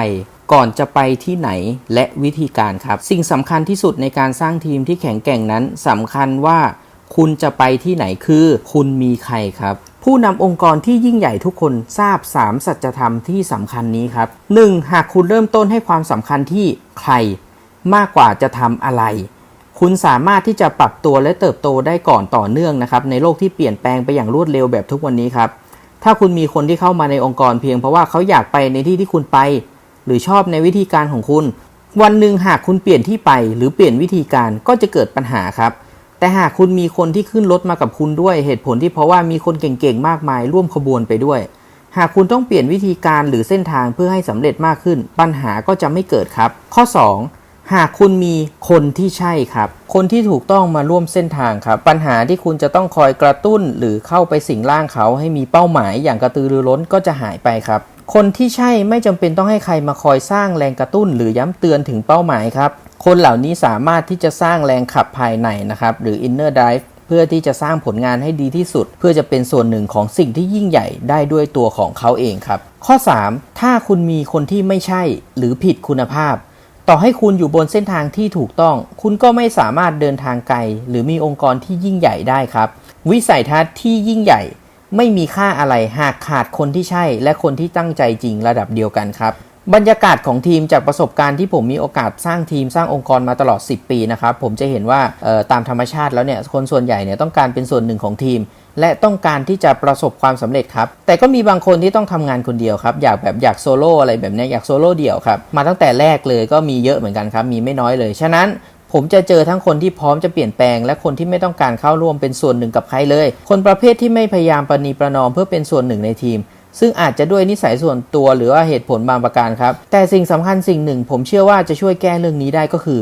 บรรยากาศในทีมครับเพราะโดยส่วนใหญ่แล้วคนที่ไม่พร้อมจะเปลี่ยนชอบทำงานคนเดียวเป็นเพราะเขายังไม่มีความเชื่อใจนั่นเองครับเพราะฉะนั้นการสร้างบรรยากาศของทีมจึงสำคัญครับไม่ว่าจะเป็นการให้เขาออกมาพูดคุยแบ่งปันเรื่องราวชีวิตเรื่องราวปัญหาที่เขากำลังพบเจอครับความฝันเป้าหมายมันสามารถช่วยให้เกิดความเชื่อใจและเคารพซึ่งกันและกันมากขึ้นแม้จะรู้สึกยากและฝืนใจในตอนแรกมากขนาดไหนก็ตามครับแต่เมื่อเวลาที่คนเรารู้สึกได้ถึงความเชื่อใจกันเมื่อไหร่เนี่ยมันก็จะค่อยๆทลายกำแพงต่างๆลงได้ครับเมื่อความสนิทใจเกิดขึ้นประตูก็เปิดทันทีเช่นกันครับผมมักจะแนะนำ4เทคนิคในการสร้างบรรยากาศของความไว้เนื้อเชื่อใจนะครับในการเริ่มต้นการสร้างทีมเนาะก็คือ1นะครับ Big Picture นะครับทำให้ทุกคนเห็นภาพรวมและจุดมุ่งหมายที่เดินไปเพื่ออะไรนะครับเดินร่วมกันเพื่ออะไรข้อ2คือสร้างกลุ่มนะครับหรือกลุ่มผู้นำที่พร้อมทำงานหนักมีมาตรฐานความรับผิดชอบเท่ากันเป้าหมายเดียวกันให้เกิดกระบวนการที่3ก็คือการทำแคมเปญครับกลุ่ม Inner Cycle เนี่ยไม่ควรมีมากกว่า7คนในช่วงแรกครับและไม่ควรเกิน12ในทุกช่วงครับทุกคนช่วยกันชี้แนะร่วมกันตั้งเป้าหมายที่ท้าทายผลักดันให้เกิดการกระทำและผลลัพธ์ครับสร้างความเชื่อใจให้ทีมโดยรวมสุดท้ายคือการบอดแคสต์ครับหรือแบ่งปันเรื่องราวความสำเร็จที่เกิดขึ้นเพื่อสร้างความเชื่อและเป็นแบบอย่างในการทำงานให้กับองค์กรครับทำลายกำแพงครับเราลองนึกภาพครับหากคุณกับคนที่เพิ่งรู้จักกันไม่นานได้มานั่งถามตอบกันด้วยคำถามเซตคำถามเหล่านี้ครับคุณว่าเซตไหนจะสร้างบรรยากาศของทีมได้ดีกว่ากันครับผมมีให้2เซตเนาะก่อนจะจบ EP นี้เซต A ครับสีที่ชื่นชอบคืออะไรสัตว์เลี้ยงที่ชอบคือสัตว์ประเภทไหนใครคือนักแสดงที่คุณชอบจบจากโรงเรียนจากที่ไหนมาเนี่ยอันนี้คือเซต A นะครับต่อไปเซต B ถ้าตอนนี้มีแก้วสารพัดนึกที่บอกเกี่ยวกับตัวคุณชีวิตคุณอนาคตคุณหรืออะไรก็ได้ที่คุณอยากรู้เลยคุณอยากรู้เรื่องอะไร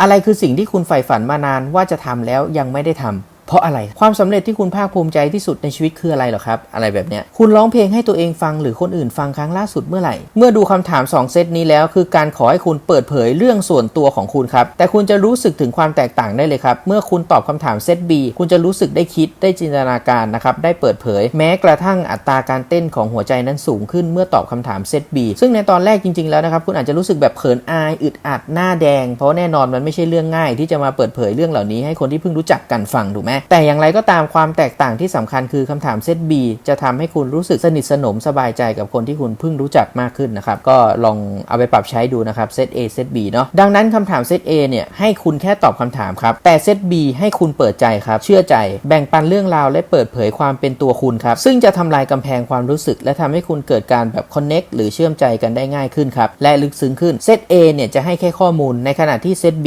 ให้สิ่งที่ทรงพลังกว่านั่นคือความในใจครับซึ่งจะเป็นสิ่งที่ทำให้เกิดความไว้เนื้อเชื่อใจครับและจะนำไปสู่ความสมานสามัคคีของคนในองค์กรในที่สุดครับฉะนั้นในการสร้างทีมคุณจะต้องทำลายกำแพงเหล่านี้ไปให้ได้โดยการสร้างบรรยากาศให้เกิดการแบ่งปันเรื่องราวนะครับสตอรี่แชร์ลิงอะไรแบบนี้สร้างวัฒนธรรมครับในการเป็นผู้ฟังที่ดีโดยไม่ตัดสินเลยครับเหล่านี้จะทำให้ทุกคนในทีมรู้สึกอุ่นใจเพราะมีพื้นที่ปลอดภัยครับรู้สึกสบายใจเพราะมีความเชื่อใจและมีความเชื่อมั่นแล้วก็มีความให้กันและกันครับทีมจะไม่เป็นทีมและองค์กรจะไม่มีบรรยากาศในการขับเคลื่อนห หากผู้คนในทีมไม่มีความเชื่อมั่นและเชื่อใจครับผมขอยกตัวอย่างในการมีตติ้งครับของผมแต่ละครั้งผมจะพยายามสร้างบรรยากาศของความไว้เนื้อเชื่อใจให้เกิดขึ้นเสมอแม้จะเป็นเรื่องเล็กน้อยแค่ไหนก็ตามโดยปกติของการเข้ามีตติ้งธรรมชาติเดิมคือคนในทีมจะหันหน้าเข้าหาผมใช่ไหมครับแต่ผมมักจะให้ทีมหันหน้าเข้าหากันเองด้วยนะครับเพื่อให้เขาได้ลองสังเกตอารมณ์ของเพื่อนได้เห็นความเป็นตัวตนอารมณ์และความรู้สึกของคนอื่นดูบ้างครับเขาจะได้เรียนรู้ว่าเพื่อนในทีมตื่นเต้นกับเรื่องอะไรบ้างกังวลกับเรื่องอะไรบ้างและจุดไฟติดกับเรื่องอะไรบ้างครับนี่ก็เป็นวิธีหนึ่งในการที่จะใช้ได้ผลในการสร้างทีมของผมนะครับเพราะเมื่อสมาชิกทีมเข้าอกเข้าใจกันแล้วเขาก็พร้อมจะช่วยเหลือกันส่งเสริมกันและเปิดใจแก้ไขจุดบกพร่องไปด้วยกันด้วยความเชื่อใจและความเข้าใจที่เกิดขึ้นเพราะในระหว่างที่คุณเห็นอารมณ์คนอื่นคุณก็จะได้เห็นอารมณ์ของตัวเองด้วยเช่นกันเพราะฉะนั้นการสร้างความเป็นทีมก็คือการปรับตัวเองปรับภาพรวมของทีมให้เกิดความเชื่อใจและมีความสามารถที่จะแบ่งปันเรื่องราวต่างๆครับของชีวิตของตัวเองอะไรแบบนี้นะครับและประสบการณ์ด้วยความเคารพซึ่งกันและกันครับซึ่งมีความสำคัญมากจริงๆเพราะหากเราทำบรรยากาศแบบนี้ให้เกิดขึ้นในทีมได้อย่างแท้จริงนะครับคนในทีมจะมีความอยากปรับตัวและยอมปรับวิธีการนะครับเพื่อให้ตัวเองเนี่ยเป็นส่วนหนึ่งของทีมได้เร็วขึ้นครับนั่นหมายถึงการทำงานและความสำเร็จที่จะเกิดขึ้นในทีมก็จะเป็นไปอย่างราบรื่นและมีประสิทธิภาพสูงสุดครับก็จบไปแล้วนะครับสำหรับ EP นี้เนาะต่อมาจาก EP ที่แล้วนะครับกดจิ้มชมได้หลังคลิปนี้จบเลยนะครับถ้าท่านใดชื่นชอบนะครับสนใจหนังสือสามารถจิ้มที่ลิงก์สั่งซื้อที่ description ใต้ล่างได้เลยนะครับผู้ผิดพลาดประการใดขออภัยมาณที่นี้ด้วยนะครับอย่าลืมกดไลค์กด subscribe แล้วก็กดแชร์คอมเมนต์แลกเปลี่ยนกันได้นะครับติชมได้หมดเนาะก็สำหรับวันนี้ขอตัวลาไปก่อนขอบคุณครับ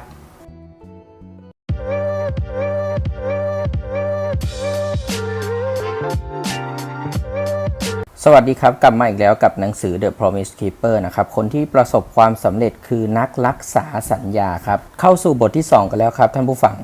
การสร้างทีมครับในการที่จะสร้างทีมขึ้นมาสักทีมหนึ่งนอกจากผู้นำจะต้องมีภาพที่ชัดเจนในหัวใจแล้วนะครับตั้งแต่เริ่มต้นว่าคุณจะเป็นผู้นำทีมแบบใดคุณสมบัติของสมาชิกในทีมคุณต้องการอย่างไรคุณยังต้องวางแผนต่างๆนะครับเพื่อใช้เป็นกรอบเป็นกลยุทธ์ทั้งภายในทีมกับเหตุปัจจัยภายนอกอีกนะครับที่จะเกิดขึ้นอะไรแบบนี้เพื่อที่ทั้งคุณและทีมจะร่วมกันนำพาภารกิจนั้นฝ่าฟันไปให้ตลอดรอดฝั่งจนประสบความสำเร็จในเป้าหมายครับกลยุทธ์เพื่อชีวิตครับกลยุทธ์เพื่อชีวิตคือหัวใจในการสร้างทีมที่ดีและแข็งแกร่งครับเริ่มต้นจากตัวผู้นำจะต้องมีปณิธานนะครับต้องรู้จักสร้างและพัฒนากลยุทธ์เพื่อชีวิตตั้งแต่อยู่ในวัยหนุ่มสาวครับเพราะมันเป็นช่วงเวลาที่จะทำให้ผู้คนนั้นค้นพบความมุ่งมา่ปรารถนาในชีวิตครับทำให้คนผู้นั้นค้นพบว่าตัวเองมีชีวิตเพื่อสิ่งใดจะสร้างทีมเพื่ออะไรแล้วความสำเร็จจะมีคุณค่าในรูปแบบใดครับคนที่มีปณิธานในชีวิตตั้งแต่ยังหนุ่มยังสาวนับว่าเป็นคนโชคดีครับไหนใครที่เป็นคนโชคดีมากนะครับลองคอมเมนต์อยู่แต่ใครที่รู้สึกว่าเฮ้ยยังไม่มีเลยนะครับฟังเล่มนี้ดูนะครับอ่านจะมีขึ้นมาทันทีเลยคำถามคือเราจะเป็นคนเช่นนั้นได้อย่างไรครับคำตอบที่รวบรัดและทรงพลังที่สุดก็คือแสวงหาบุคคลต้นแบบครับแล้วก็เรียนแบบเขาเลยครับแบบทางด้านจิตใจด้วยนะครับแล้วก็วิถีของเขาด้วยการอ่านการฟังเรื่องราวชีวิตของคนที่ประสบความสำเร็จครับพวกนี้เป็นเรื่องที่สำคัญมากนะครับอีกอย่างหนึ่งในการสร้างทีมให้ยิ่งใหญ่ครับการตัดสินใจเราจะต้องจัดสรรเวลาและก็พลังงานและปัญญาความสามารถของเราไปกับสิ่งใดด้วยที่พูดมาทั้งหมดนะครับคือหัวใจสูงสุดของกลยุทธ์ชีวิตและการสร้างทีมครับทีนี้มาเข้าสู่หัวข้อกันบ้างนะครับการปรับตัวเพื่อทำงานเป็นทีมครับเดี๋ยวมาดูกันว่าเป็นยังไงการที่เราจะประสบความสำเร็จในอาชีพการงานนั้นไม่ใช่ว่าตัวเองเก่งคนเดียวแล้วจะไปถึงฝั่งฝันได้ครับคุณต้องมีทีมที่ดีมีศักยภาพที่เคียงข้างไปกับคุณด้วยเสมอคุณอาจต้องมีทีมที่เก่งกว่าคุณด้วยซ้ำอันนี้ผมเห็นด้วยนะครับผู้นำที่ดีนั้นต้องมีวิสัยทัศน์ที่ก้าวข้ามตัวเองได้ครับคือคุณไม่ใช่คนสำคัญเหนือสิ่งอื่นใดและมีใจพร้อมจะเสียสละเพื่อทุกคนในทีมด้วยคุณต้องเป็นเบื้องหลังที่แข็งแกร่งที่สุดคอยสนับสนุนคอยผลักดันและส่งเสริมศักยภาพของคนในทีมให้ข้ามขีดจำกัดของพวกเขาได้ผู้นำที่ดีต้องเรียนรู้ที่จะนำทีมครับแต่ผู้นำที่ยิ่งใหญ่ต้องเรียนรู้ในการเป็นผู้นำที่เดินตามหลังครับเพื่อคอยเฝ้าดูการพัฒนาของผู้นำรุ่นต่อๆไปที่จะช่วยสืบสานภารกิจต่อไปครับต่อไปมาพูดถึงหลักคิด4ประการในการปรับตัวทำงานเป็นทีมครับข้อแรกคือ positive thinking ครับหรือคิดบวกนั่นเองท่านผู้ชมที่ฟังมาหลายๆช่องนะครับหรืออ่านหลายๆเล่มหรืออะไรก็แล้วแต่จะได้ยินคำนี้ตลอดคิดบวกใช่ไหมทำไมต้องคิดบวกครับเพราะคนเรานั้นโดยธรรมชาติมักจะคิดลบไว้ก่อนเพราะว่าคนเราในธรรมชาติเนี่ยมักจะคิดลบไว้ก่อนอันนี้จริงนะครับไม่ว่าเกิดเรื่องอะไรส่วนใหญ่ยิงมาลบก่อนอะไรเงี้ยแล้วค่อยไปบวกที่หลังอะไรเงี้ยนะครับอย่างไรก็ตามการคิดบวกนั้นเราต้องเข้าใจและยอมรับว่ามันไม่ได้เกิดขึ้นตามธรรมชาตินะครับ เป็นทักษะที่ต้องฝึกฝนเพราะฉะนั้นการคิดบวกต้องพยายามฝึกฝนให้มากครับผู้นำที่ดีต้องฝึกฝนให้คิดบวกให้ได้เร็วที่สุดครับผู้นำที่ดีเนี่ยไม่ใช่การคนที่ไม่คิดลบเลยนะครับเพราะว่ามันคงเป็นไปไม่ได้เนาะมนุษย์นะในหนังสือก็บอกว่าต้องฝึกฝนให้คิดบวกให้ได้รวดเร็วที่สุดครับอันนี้ผมก็ท่านผู้ชมเนี่ยผมชอบอันนี้นะท่านผู้ชมน่าสามารถไปปรับใช้ได้นะครับเปลี่ยนพลังงานไปใช้ในการจัดการสถานการณ์ครับฉะนั้นไม่ว่าจะเกิดปัจจัยปัญหาภายนอกอย่างไรก็ตามนะครับอย่างแรกก็คือคุณต้องจัดการปัญหาภายในเสียก่อนจะพูดอีกอย่างหนึ่งก็คือคุณเลือกที่จะเล่าเรื่องราวที่เกิดขึ้นให้ตัวเองฟังอย่างไรจริงๆแล้วการคิดบวกก็คือการมีบทสนทนาเชิงบวกภายในกับตัวเองครับเมื่อคุณตกใจกับสิ่งที่เกิดขึ้นแล้วรีบดึงสติกลับมาให้ไวที่สุดอยู่กับปัจจุบันนะครับลงมือทำอย่าพึ่งจินตนาการไปไกลเกินกว่าควรกับอนาคตอะครับเพราะลังแต่จะทำให้เกิดความกังวลครับให้คุณหาความสงบหาพื้นที่เงียบๆไว้ครับแบบอยู่กับตัวเองอะไรแบบนี้แล้วก็ค่อยๆเล่าเรื่องราวต่างๆที่เกิดขึ้นให้ตัวเองฟังครับที่สำคัญเลยคือให้ตัวเองฟังนี่แหละครับเมื่อใจของคุณนิ่งคุณจะพบว่าปัญหาไม่ว่าเล็กหรือใหญ่จะต่างกันเพียงวิธีการและระยะเวลาที่ใช้แก้ไขไม่เท่ากันและไม่เหมือนกันเท่านั้นเองครับแต่ทุกปัญหามันจะมีทางออกครับเราควรจะมีชุดคำประจำตนที่ใช้ไว้เปลี่ยนอารมณ์และวิธีคิดให้เป็นเชิงบวกครับเพื่อจะได้หยิบใช้และฝึกฝนจนเป็นนิสัยได้เช่นนะครับท่านผู้ชมลองฟังแล้วก็สามารถเอาไปปรับใช้ดูได้นะครับอันแรกคือทุกสิ่งที่เกิดขึ้นล้วนดีเสมออีกอันนึงครับเดี๋ยวมันก็ผ่านไปชีวิตยังมีพรุ่งนี้เสมอเราเลือกแล้วหากไม่ท้าทายเราก็ไม่เปลี่ยนแปลงข้อสุดท้าย no pain no gain ครับหรือไม่ฝืนก็ไม่ได้ฝึกไม่เจ็บไม่โตอะไรเงี้ยในภาษาพวกออกกำลังกายนะครับก็จะเล่นกล้ามนะครับถ้าไปไม่เจ็บไม่โตเนาะ no pain no gain นะครับไม่ฝืนไม่ได้ฝึกครับหลักคิด4ประการในการปรับตัวทำงานเป็นทีมข้อแรกคือคิดบวกใช่ไหมครับส่วนข้อ2ก็คือให้คิดตามความเป็นจริงครับการคิดตามความเป็นจริงหรือเห็นสิ่งที่เกิดขึ้นตามที่มันเกิดขึ้นจริงตามเหตุปัจจัยนะครับการไม่นำอารมณ์เข้าไปปรุงแต่งนั้นเป็นสิ่งที่ต้องฝึกฝนมาจากการคิดบวกครับมาจากข้อแรกเนาะผมยอมรับว่าเป็นเรื่องที่ไม่ง่ายครับโดยเฉพาะในวันที่เรามีความกดดันทั้งจากภายในด้วยนะครับแล้วก็เป้าหมายที่ยิ่งใหญ่จากภายนอกอีกด้วยแรงโหมของชีวิตเราอาจจะต้องมีสถานที่ประจำครับหรือว่าช่วงเวลาประจำหรือกิจกรรมประจำครับของเราที่จะใช้แบบว่าฝึกฝนทักษะตามความคิดอะไรแบบนี้ให้แข็งแกร่งขึ้นได้ครับท่านผู้ชมลองฟังแล้วผมไม่แน่ใจว่าลองคอมเมนต์แลกเปลี่ยนกันดูนะครับว่าท่านผู้ชมตอนเครียดเนี่ยมีสถานที่ประจำนะครับมีช่วงเวลาประจำหรือกิจกรรมประจำอะไรที่ทำให้ท่านผู้ชมเนี่ยหายเครียดนะครับบ่อยครั้งที่ชอบปลีกวิเวกในเวลาที่เคร่งเครียดหรือเจอปัญหาถาโถมผมก็จะปลีกตัวออกมาคิดและมองกลับไปในสถานการณ์นั้นครับช่วงเวลาที่ผมได้ฝึกทักษะนี้เป็นประจำก็คือการออกไปวิ่งตอนเช้าที่สวนรถไฟไปห้องสมุดดูภาพยนตร์รอบดึกคนเดียวหรือบ่อยครั้งบนเครื่องบินซึ่งเป็นเวลาที่สะอาดในการขบคิดและได้ตัดจากโลกปัญหาเบื้องล่างจริงๆครับและบ่อยครั้งระหว่างหลับตาแช่น้ำร้อนแช่ออนเซ็นอะไรแบบนี้ครับอยู่กับลมหายใจณปัจจุบันแล้วค่อยๆคิดและมองสถานการณ์ตามความเป็นจริงเหล่านี้จะช่วยให้คุณปรับและขยับเป้าหมายระหว่างความเชื่อความจริงความฝันกับการลงมือทำได้สมดุลยิ่งขึ้นครับข้อ3ครับคิดอย่างไรให้ไปต่อในทางที่ดีครับเมื่อคิดบวกแล้วมีสติตามความเป็นจริงเป็นหลักตั้งต้นได้แล้วนะครับคุณก็จะต้องคิดต่อให้เกิด2สิ่งที่สำคัญก็คือกำลังใจและการตัดสินใจครับเมื่อกำลังใจบวกกับการตัดสินใจคุณจะรู้สึกมีความหวังใหม่อีกครั้งและพร้อมจะออกไปต่อสู้ลุยต่อนะครับคุณสามารถสร้างเขาเรียกว่าความคิดในการมองโลกแง่ดีได้ครับโดยการอ่านฟังและการศึกษาชีวิตของคนที่ประสบความสำเร็จมาแล้วครับเมื่อคุณรู้ว่าคนสำเร็จหรือคนที่เราชื่นชอบนั้นผ่านความยากลำบากมาเช่นเดียวกันนะครับคุณก็จะมีวิธีคิดมีความสามารถหรือว่าการสร้างกำลังใจที่จะลุยต่อได้อย่างไม่ยากครับผมจำได้ว่าในช่วงเวลาที่ผมพบปัญหาหมดกำลังใจหรือแม้กระทั่งจิตใจตกนั้นนะครับผมได้อ่านหนังสือชีวประวัติของอีลอน มัสก์ครับวินสตัน เชอร์ชิลล์นายแพทย์ซุนยัตเซนครับและฟังสุนทรพจน์ของบารัก โอบามาและบุคคลที่ประสบความสำเร็จอีกมากมายหลายท่านทำให้กำลังใจฟื้นฟูนะครับแล้วก็ปรับปรุงทัศนคติมีความหวังใหม่ๆสำหรับผมแล้วเชื่อว่าวิธีคิดในการมองโลกแง่ดีนะครับสำคัญมากเพราะจะเป็นวิธีที่ทำให้เรามีแรงใจต่อไปและไม่ล้มเลิกครับข้อ4ครับคิดอย่างไรให้ก้าวหน้าครับก็คือต้องทำให้เกิดแผนงานและการลงมือทำครับเมื่อตั้งสติตั้งหลักและตัดสินใจไปต่อได้แล้วนะครับสุดท้ายคุณก็ต้องมาวางแผนทีละขั้นนะครับทีละก้าวว่าจะทำเป้าหมายที่ตั้งไว้ให้รู้ล่วงได้อย่างไรผมแนะนำไว้ในพาร์ทแรกครับคือเขียนออกมาในแผ่นกระดาษเนาะท่านผู้ชมที่ ชมคลิปนี้จบแล้วนะครับสามารถชมคลิปก่อนหน้านี้ได้เนาะเมื่อจบที่ความคิดจบที่แผ่นกระดาษที่เหลือคือลงมือทำตามแผนที่วางไว้และอีกเรื่องที่สำคัญในการคิดให้เจริญก้าวหน้าก็คือต้องมีคนเก่งช่วยคิดคุณอาจจะคิดเองคนเดียวได้จะดีกว่ามากหากคุณห้อมล้อมตัวเองไปด้วยคนที่มีเป้าหมายความฝันจุดประสงค์ที่เหมือนกันครับสภาพแวดล้อมที่เป็นบวกและมีคลื่นแห่งความสร้างสรรค์เหล่านี้จะทำให้เกิดการวางแผนและการลงมือทำอย่างมีประสิทธิภาพครับหรือที่เรียกว่าแคมเปญนั่นเองซึ่งจะทำให้เกิดแรงเหวี่ยงครับให้ออกจากปัญหาที่เผชิญอยู่และพลังทวีคูณในการสร้างผลลัพธ์ครับคุณจะเห็นว่าทั้ง4วิธีนี้มันมีความสัมพันธ์กันครับเกี่ยวโยงซึ่งกันและกันในตัวของมันเองครับซึ่งเหล่านี้ต้องการฝึกฝนในระดับจิตใจครับและฝึกฝนทัศนคติเป็นสำคัญทั้งทางด้านอารมณ์และด้านความอดทนครับคุณต้องพยายามอัปเกรดจิตใจและสติอยู่เสมอไม่ควรฝึกเฉพาะหน้างานหรือระยะปะทะกับปัญหาครับเพราะมันจะพาทีมไปพังมากกว่าจะพาทีมไปรอดครับในฐานะที่คุณเป็นส่วนหนึ่งในทีมนะครับคุณต้องปรับตัวเองด้วยเช่นกันเพื่อให้ตัวคุณอยู่ร่วมกับทีมได้อย่างเป็นหนึ่งเดียวมีเป้าหมายในทิศทางเดียวกันนะครับเพื่อความราบรื่นในการทำงานและถึงแม้เราจะไม่ปรับที่ตัวเองก่อนท้ายที่สุดแล้วมันจะมีอยู่2ทางเลือกครับคือ 1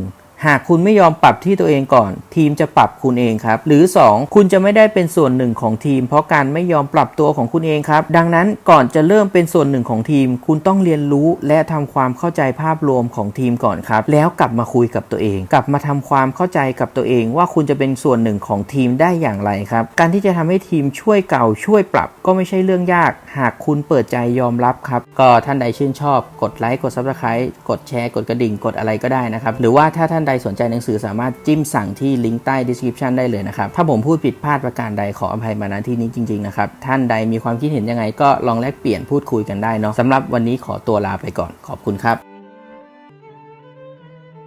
สร้างธุรกิจและการลงทุนด้วย GPS Mindset ครับผมจักรพรรดิผู้เกรียงไกรมิอาจเป็นได้ด้วยการรับมรดกครับ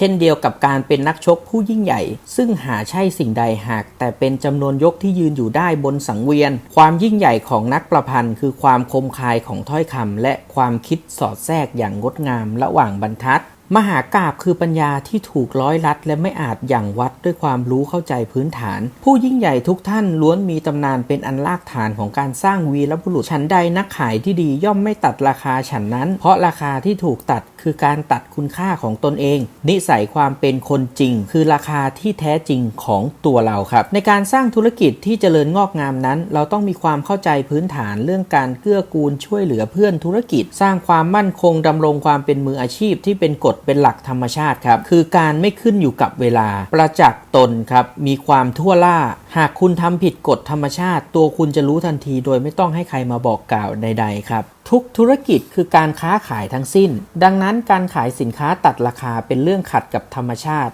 และความจริงของธรรมชาติก็จะจัดการกับสิ่งเหล่านั้นเองโดยที่คุณไม่ต้องหวั่นไหวแต่อย่างใดปล่อยให้เขาวิ่งไปตามทางที่ไม่มีวันจบสิ้นคุณจงเลือกทำในวิถีที่พร้อมจะพอเมื่อถูกปฏิเสธการขายคุณเพียงแค่ต้องทำเพิ่มทำให้มากขึ้นทำต่อไปให้ดีขึ้นเพราะความขยันนั้นชนะความขี้เกียจเสมอครับจงตระหนักไว้ว่าคนที่เลือกทิศทางการตัดราคานั้นคือคนที่ไม่มีประสิทธิภาพมากพอที่จะทำให้ถึงเป้าหมายได้นั่นหมายถึงเป็นคนขี้เกียจหากคุณทำเยอะเป็นคนขยันคุณย่อมมีคุณค่าเหนือกว่าราคาใดๆนี่คือกฎธรรมชาติง่ายๆของโลกทุกอย่างอยู่ที่ตัวคุณจะเลือกปฏิบัติอย่างไรการเลือกบ่นและข้ามควรต่อสิ่งต่างๆก็ไม่สามารถจะแก้ไขสิ่งใดได้จงเลือกสิ่งที่คุณควบคุมได้ในการที่จะแก้ปัญหานั่นคือตัวคุณเลิกบ่นครับลุกขึ้นไปทำหน้าที่ของคุณอาจจะยังไม่ได้ผลลัพธ์ในทันทีทันใดก็ซึ่งเป็นเรื่องปกติเพราะทุกสิ่งทุกอย่างต้องอาศัยระยะเวลาด้วยกันทั้งสิ้นแต่สิ่งหนึ่งที่คุณได้ทันทีคือการได้เป็นคนใหม่ได้นิสัยใหม่ที่ให้คุณและได้ประโยชน์ในระยะยาว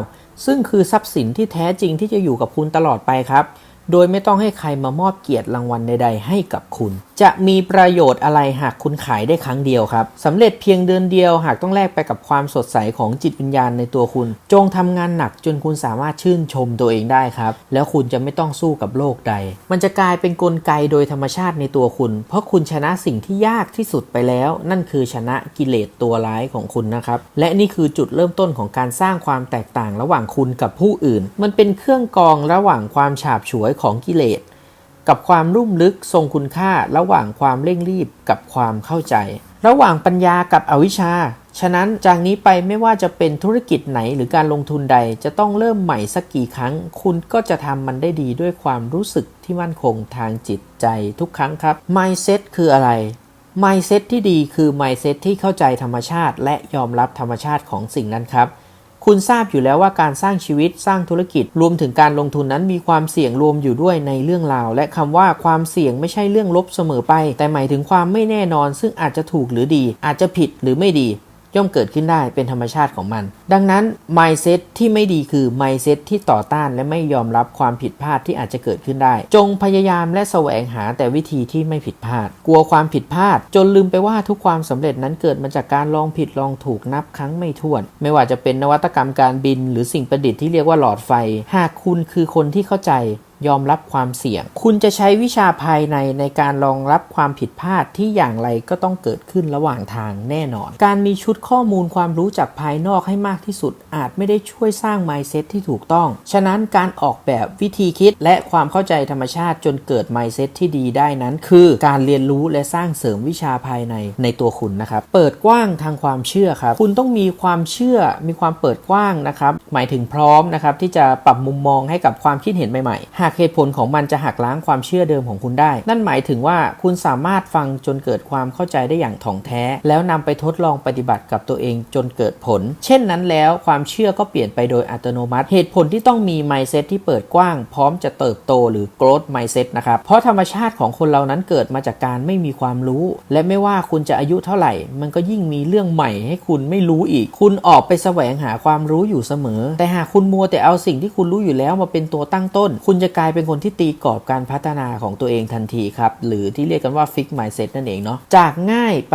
ยากครับจงเริ่มทุกอย่างจากเรื่องง่ายแล้วค่อยไปทำเรื่องที่ยากขึ้นไปตามลำดับครับอย่างที่ผมเกริ่นไปข้างต้นแล้วว่าคนเรานั้นเริ่มจากการไม่รู้ครับหรือต่อให้รู้จากการหาข้อมูลมาแล้วระดับหนึ่งนะครับคุณอาจจะยังไม่เข้าใจอยู่ดีหรืออาจจะเริ่มเข้าใจในระดับหนึ่งแต่คุณก็ยังไม่เชื่ออยู่ดีใช่ไหมครับเมื่อยังไม่เชื่อจนหมดหัวใจคุณก็ไม่สามารถทำสิ่งนั้นได้อย่างต่อเนื่องและธรรมชาติของมนุษย์ที่จะตามมาอีกอย่างหนึ่งก็คือคุณก็อาจจะล้มเลิกมันกลางคันครับเช่นเดียวกับธรรมชาติของการสร้างธุรกิจหรือการลงทุนครับหรือแม้แต่การดำเนินชีวิตก็จะเป็นไปในทิศทางเดียวกันผลลัพธ์ระยะสั้นไม่ได้บอกว่าในปัจจุบันคุณถูกหรือว่าคุณผิดเกมชีวิตเกมการลงทุนนั้นต้องดูกันที่ระยะยาวครับฉะนั้นแล้วการเริ่มจากเรื่องที่ง่ายและไม่เกินความสามารถในการเข้าใจอย่างถ่องแท้นั้นเป็นรากฐานนะครับการสะสมความมั่นใจความเข้าใจต่างๆเพื่อให้คุณได้รับมือกับสิ่งที่ยากขึ้นทั้งกระบวนการลงมือทำและความเข้าใจต่อไปได้ในอนาคตโดยที่คุณไม่ถอดใจไปเสียก่อนกับระยะทางที่ยาวไกลความสำคัญของระยะยาวครับขอให้คุณให้ความสำคัญกับระยะยาวมากกว่าระยะสั้นครับเนื่องจากวิธีการนี้เป็นวิธีการที่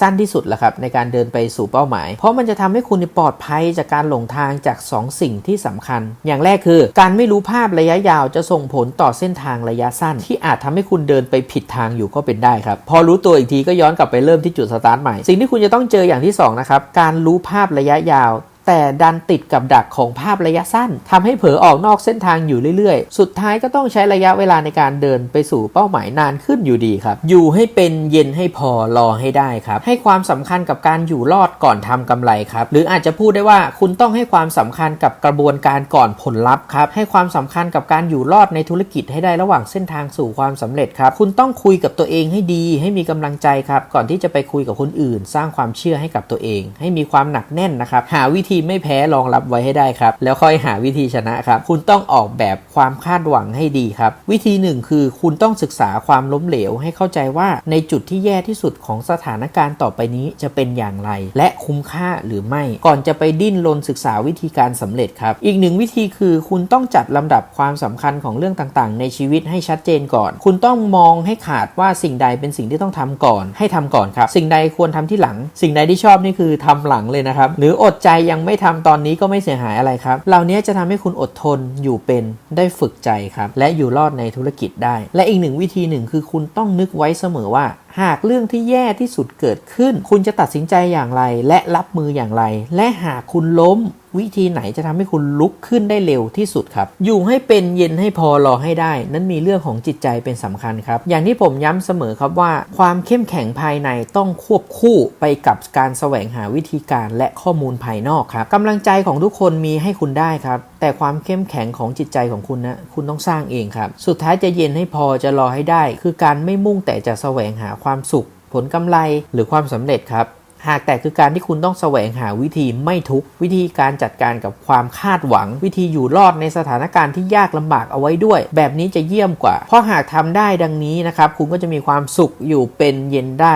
รอได้อัตโนมัติครับอย่ากลัวความผิดพลาดครับอย่ากลัวความล้มเหลวให้มองที่ความคุ้มค่าครับผมอยากจะบอกครับว่าความผิดพลาดเนี่ยไม่ใช่เรื่องน่ากลัวอะไรที่น่ากลัวคือการที่คุณวางใจไม่ถูกที่ฉะนั้นอย่ากลัวความผิดพลาดหากมันจะต้องเกิดขึ้นครับแต่ให้คุณพยายามรอบคอบตามความรู้นะครับและความสามารถที่คุณมีเป็นคลังสมบัตินะครับณช่วงเวลาที่คุณต้องตัดสินใจลงมือทำอะไรบางอย่างในทุกๆครั้งคุณทราบดีว่าเพราะมนุษย์เราเริ่มต้นจากความไม่รู้ครับแสดงว่าในความเป็นจริงนั้นคนเราน่าจะลองผิดมากกว่าลองถูกและหากคุณมัวแต่จะกล้าลงมือทำเฉพาะสิ่งที่มั่นใจว่าถูกเท่านั้นซึ่งจริงแล้วคุณอาจจะคิดไปเองว่าถูกก็ได้นะครับอันนี้วงเล็บเลยนะชีวิตของคุณคงจะไม่ค่อยได้ทำอะไรมากมายเท่าไหร่นะครับเพราะการลงทุนหรือลงแรงกำลังสมองใดๆก็แล้วแต่เนี่ยมันเท่ากับมีความเสี่ยงในตัวมันเองอยู่แล้วครับและความไม่แน่นอนจึงเท่ากับผิดบ้างถูกบ้างครับหากคุณไม่ทำความเข้าใจกับสิ่งนี้คุณก็จะไม่กล้าลงทุนกับอะไรเลยครับหรือทำไปแบบกล้ากลัวๆผลลัพธ์ของมันก็จะไม่มีทางเต็มที่เช่นกันครับและที่สำคัญการที่คุณลงทุนกับอะไรสักอย่างนั้นเพราะมันจะให้ผลลัพธ์และผลตอบแทนคุ้มความเสี่ยงไม่ใช่ลงทุนเพราะคิดว่ามันจะน่าจะเป็นแบบนี้หรือในอนาคตนะซึ่งมันอาจจะไม่คุ้มความเสี่ยงก็ได้จึงขอให้คุณทบทวน mindset นี้ให้ขึ้นใจครับเมื่อเวลาที่สับสนหรือก่อนทำการลงทุนลงแรงกับสิ่งใดครับมันจะทำให้คุณไม่ต้องกลัวความผิดพลาดหรือไม่กล้าจนตัดสินใจที่จะไม่ทำอะไรเลยไม่มีความเสี่ยงเลยเพราะการกลัวความผิดพลาดหรือกลัวแพ้แล้วไม่ลงมือทำนั้นหมายถึงว่าคุณมีโอกาสแพ้แน่นอนไปแล้วครับฉะนั้นเข็มทิศหรือ GPS mindset ครับที่ผมบอกในชุดนี้ก็คือการให้คุณเข้าใจและยอมรับธรรมชาติของสิ่งต่างๆที่จะเกิดขึ้นครับดำเนินไปจนถึงจุดสิ้นสุดนะครับและมีเรื่องใหม่เกิดขึ้นอีกครั้งวนเวียนอยู่อย่างนี้ไปเรื่อยดังนั้นปัญญาจะเกิดขึ้นเมื่อคุณเข้าใจและยอมรับธรรมชาติเหล่านี้ครับซึ่งแน่นอนว่าไม่เกี่ยวกับความฉลาดหรือความไม่ฉลาดเลยครับเพราะเมื่อคุณเข้าใจกติกาของธรรมชาติปัญญาที่เกิดขึ้นในตัวคุณจะทำให้คุณตระหนักรู้ตัวว่าไม่มีอะไรที่คุณจะต้องยึดถือยึดมั่นครับทุกสิ่งดำเนินไปตามกระบวนการที่คุณวางไว้ซึ่งอาจจะเกิดความผิดพลาดระหว่างทางได้เป็นเรื่องปกติครับวิชาภายในที่คุณฝึกสะสมไว้จนสามารถนำออกมาใช้งานได้ทันทีคุณจะไม่มีความกลัวครับและคุณจะพร้อมรับกับสิ่งที่พัฒนาและแก้ไขได้ในทุกเรื่องอย่างไม่ติดขัดอะไรเลยครับไม่ใช่ทุกคนจะมี mindset เหล่านี้ครับหรือจะได้มาจากการเรียนเก่งเป็นที่หนึ่งหรือมีชุดข้อมูลความรู้มากที่สุดแต่อยู่ที่ใครจะเข้าใจกฎเกณฑ์ของธรรมชาติได้มากกว่ากันดังนั้น mindset ที่ดีจะทำให้คุณออกแบบชีวิตจะทำให้คุณออกแบบวิธีคิดและความเข้าใจให้สอดคล้องกับธรรมชาติได้อย่างเหมาะสมที่สุดครับก็ไม่ใช่เพื่อสิ่งอื่นใดนอกจากคุณจะได้สนุกและมีความสุขในการลงมือทำสิ่งต่างๆครับได้อย่างต่อเนื่องไปจนถึงจุดสิ้นสุดครับและประสบความสำเร็จได้ทุกๆครั้งครับ